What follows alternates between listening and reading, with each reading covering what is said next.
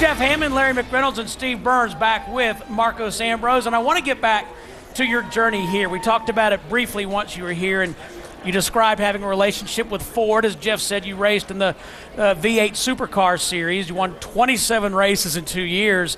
But I'm more curious about the impetus. What, in your mind, what was it that said, you know what, I want to go race across the ocean? I wish I knew now why I made the decision to come over, because it's been a really tough road. I just thought it was the timing was right in my life to make a change. You know, Australia's a great place, but there's only so far you can go with racing there. There's only 20 million people. I'd gotten to the top of motorsport in Australia, and when you look at the map and you look at racing globally, I mean, there was only one place to go, and that was to try and come here to NASCAR. And I twisted a lot of arms, and I really committed to it too. I came across with no contract, no deal, and just thought I'd just come across for a year or two and just see if I could make something stick. And I was fortunate enough to, like I said, land with JTG Doherty Racing, and the rest has been history. It's just been a real ride for me, and it's something that, you know, I couldn't duplicate if I even tried. It just, the timing was right, the stars aligned, and here I am. Speaking of timing, and I know all of us in our NASCAR career, we walked that razor blade of family in our career. You made your first career Sprint Cup Series start back at Infineon back in June, but you actually had an opportunity to make your first Sprint Cup Series start last September, but you declined for a very good reason. Yeah, that's because I'm going to be married, hopefully, for a long time. And if I had missed the birth of my second child, I know that I would have paid the price. So maybe that makes years. up for putting her on that airplane and sending her off with the kids. A little bit. You know, it is a balance between, you know, your personal life and racing is a selfish business by nature. And you know, I love the racing. I love the passion of it. I love the commitment you got to make to it. I think that's why I'm here and doing what I'm doing. At the same time, you know, I've got responsibilities at home, and we're living, you know, the dream. We're in America. We're raising a young family. I've got a great wife, and who's very understanding. She's been in the racing game as long as I have, and she understands it just as good as anyone does in the paddock. So I've been lucky, fortunate, and it's a balance, you know, yin and yang, I guess. Yin and yang. I guess that's one way to describe it. But, you know, Larry mentioned the fact that you got your first start at Infineon. But, you know, looking at this year, the 9 races you have ran, making Indianapolis, I mean, that has to rank up there, you know, pretty high, because that's not an easy race to make. And, you know, again, you've had to qualify in on time, but to go to Indianapolis and to get in there and get an opportunity to run the Brickyard. Yeah, and that was really tough too. It was the first race at the Cup level for Doherty Racing, JTG Doherty, and we blew a motor up on the second lap, and we went into qualifying with 1 time lap under my belt. So it was a really tough deal.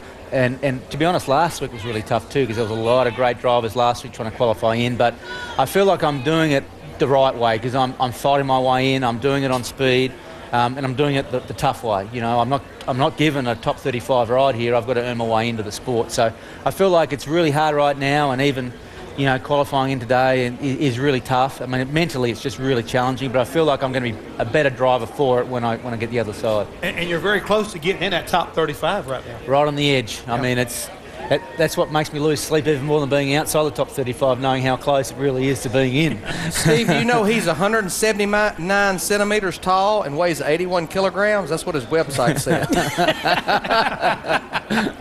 81 kilograms. That's not true. I'm just saying what the website said. I'm really like 168 and weigh 89 kilos. Okay, Jeff mentioned 44 points out of the top 35. You got 2 races to get there. Regardless, the perfect laid plan, you will crank your engine for the 2009 Daytona 500 for the first time when they say, gentlemen, start your engines. You have to be pretty excited about that.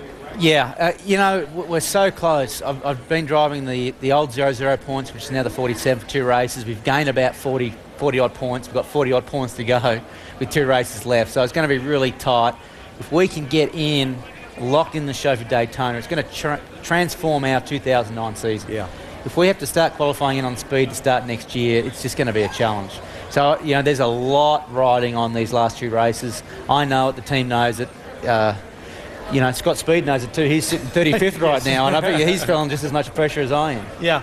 Well, you mentioned your fact that your family was going home. What's your off season going to look like? Are you going to have time to go back to Australia and spend some time down there? Actually, Jim Hunter and Mike Helton have been really good to me, and they let me sneak home before the dinner, the banquet dinner for the Nationwide Series. So I head home Monday afternoon after Homestead. My dad's not too well down there. He's had a really tough year. He just came out of an operation on Wednesday, so I just can't wait to get home and see him and spend some time with him, hopefully, and help him, bounce back and have a good recovery. But it's a long year. It's great to think that I can go home and just have a couple of weeks to myself and just recharge the batteries. It's like flicking a switch, I get to about December 26th, the day after Christmas, think, come on, we've got to go racing again, let's go. So I'm looking forward to that, and it's going to be fun to get home and spend time with friends and family.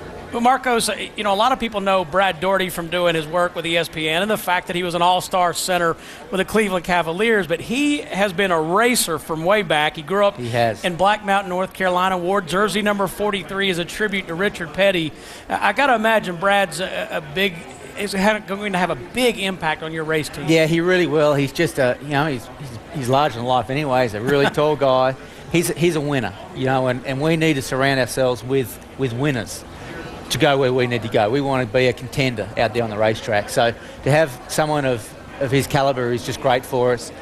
He's going to hopefully help us too in the boardroom. He's a real name out there in the boardrooms of America, and hopefully will help us with our sponsorship programs, and just really excited. I mean, it's just great to have someone like that. He's been a NASCAR fan for a long time. His best friends with Robert Presley, just another racing dynasty up there in North Carolina. So yeah, he's a great guy to have on board, and he really has deserved to get where he's at in the sport.